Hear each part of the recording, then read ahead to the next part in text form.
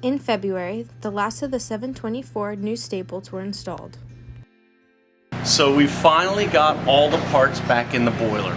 All the caps are on. Come here and look in the firebox. The bolts are in, the sheets are in, the rivets are in.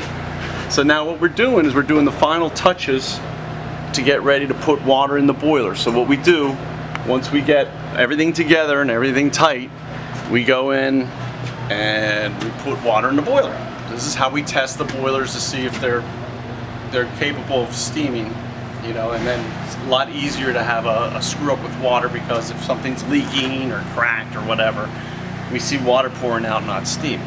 So once we get a hydro and we get it up to the pressure that we want to, then we're going to try steaming it. We're actually going to try to get a fire in it and see how it produces steam and see how everything operates under the steaming conditions.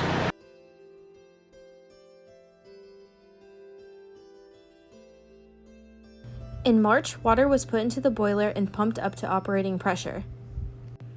Work right now includes beating all tubes and flues, buttoning up repairs to the feed water heater and pump, machining new tricocks, water glass, valves and plugs, and plumbing in various items.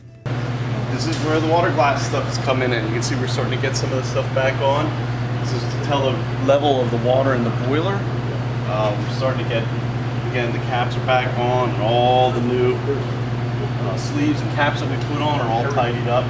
And now the fittings are going on at the back head.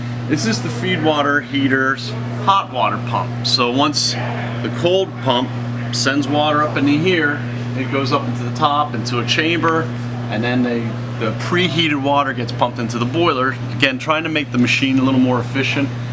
We're working at this too. And this actually, surprisingly, was a wonderful surprise that it wasn't in bad shape. We actually took it apart. Most of the parts were in good shape. Put it back together, lubricated up everything, put it back together. So we're pretty happy about that.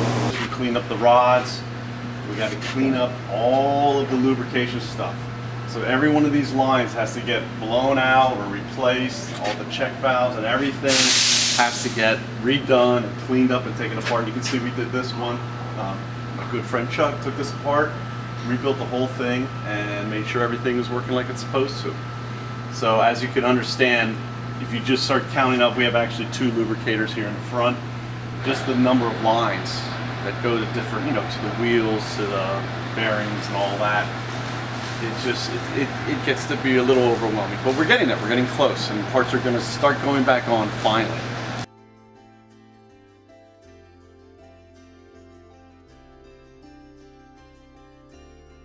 All the new Stoker equipment is rebuilt and on hand, along with a new steam dome lid.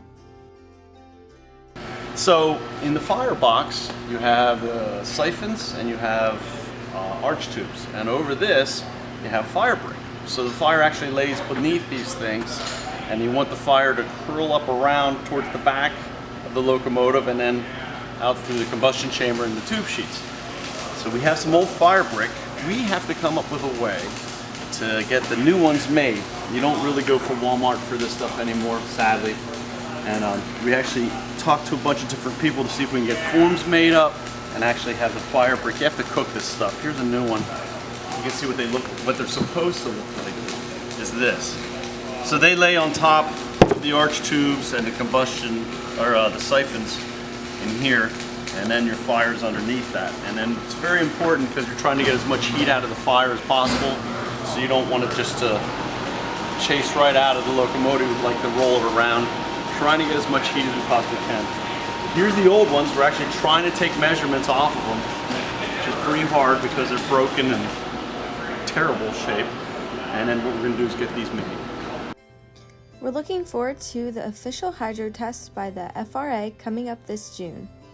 For more information and continuous updates, you can like us on Facebook at Reading and Northern Railroad -Passenger, or find us on the web at rbmnrr-passenger.com.